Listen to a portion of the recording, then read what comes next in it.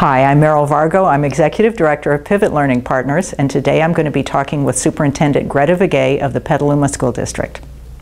Well, I'm superintendent from Petaluma City Schools, which is a school district in Northern California that serves about 7,600 kids. It's really two districts, a secondary district and an elementary district, but we operate like a K-12 district, and we have about 17 sites.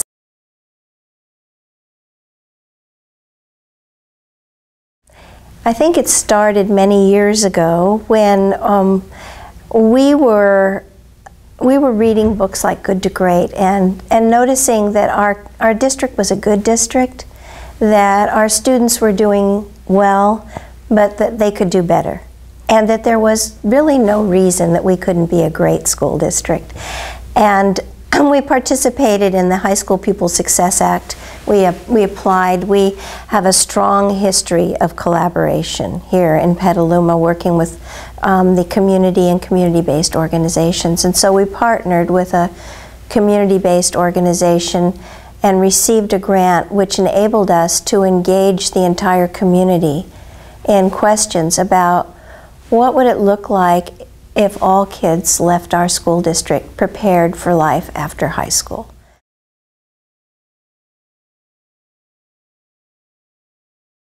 Well, from that process, we used the organization of the 10 aspects of effective schools from Stanford University as a way of grouping the feedback that we received. And this room and other rooms were just covered with chart paper from all the different focus groups of all the responses.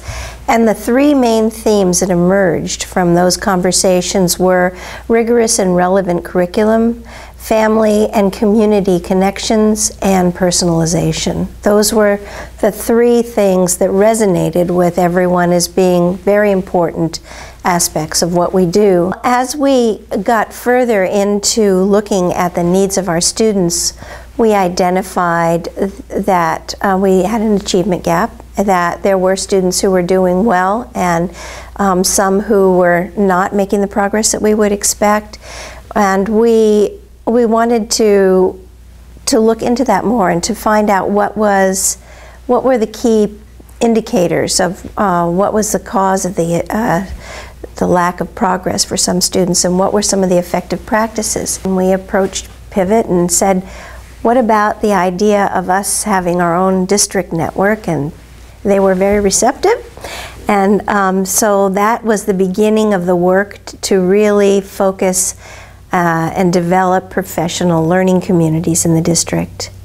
And our theory of action was that if we create professional learning communities and use data and information about student learning to inform our practice, that our students' achievement will increase.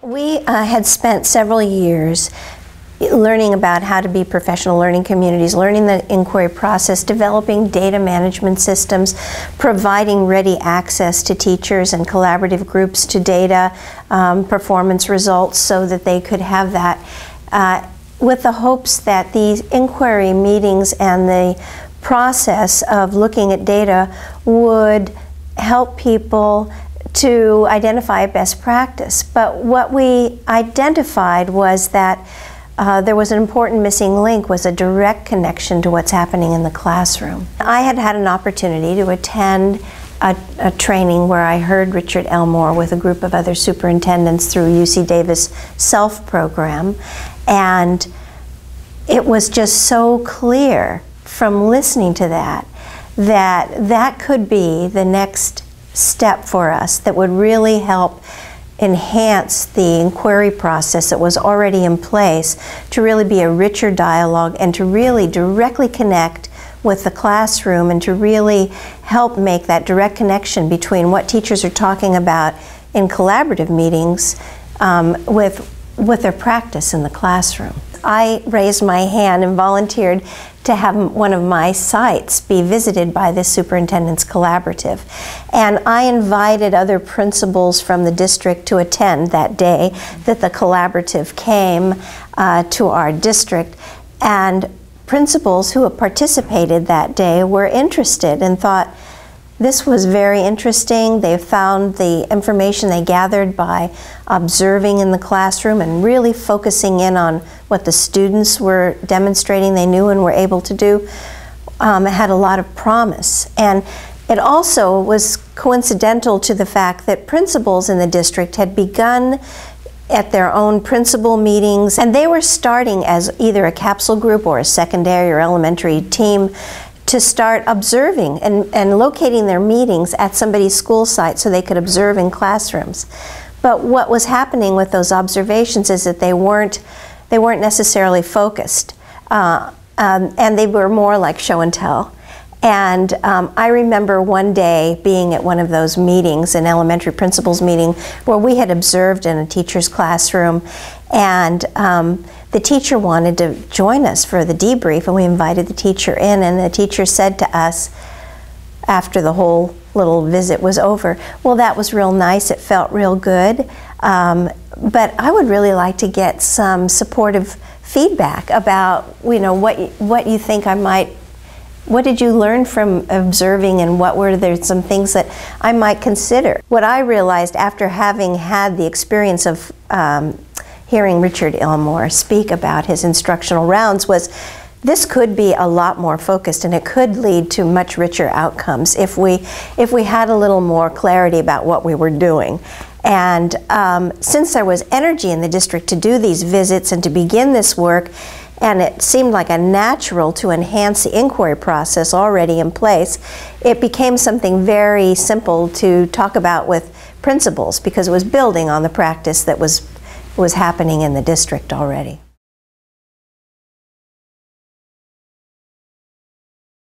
That principal I knew was a strong instructional leader, and that school had well-established collaboration time and the inquiry process, and they had teams, departments that were already developing SMART goals, correcting data, talking about what works and what doesn't work for supporting student success, and they seemed really ready for this kind of next step. And the principal, I asked the principal if she'd be interested, and she said, sure.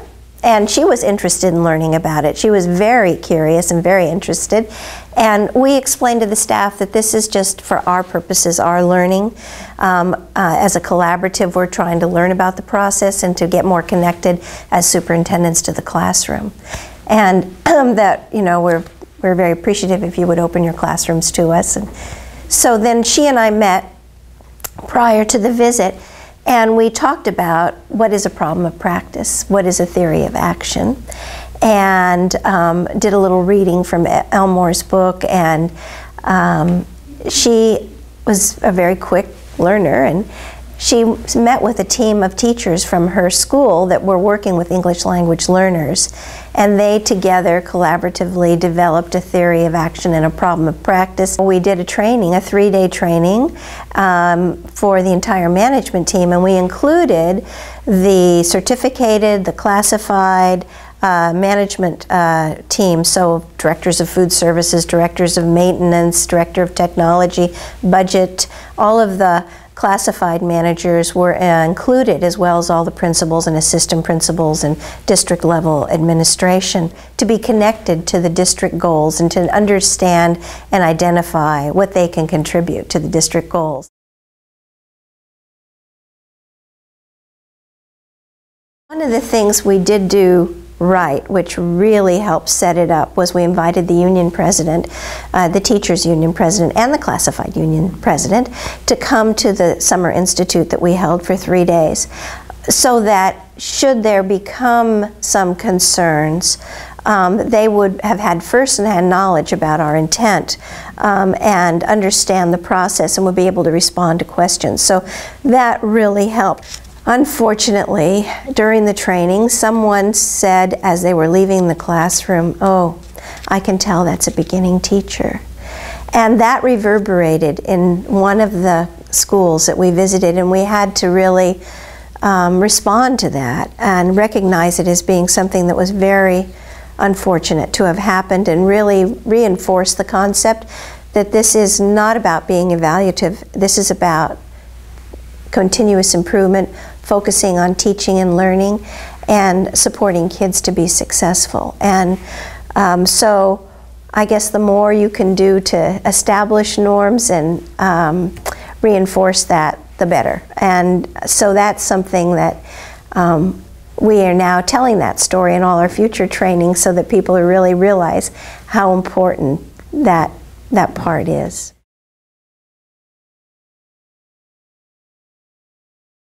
We're excited about getting more teachers involved in the process. In secondary school meetings and in elementary school meetings, principals are making time for classroom observation, utilizing the rounds techniques for collecting data and interpreting the data, analyzing the data.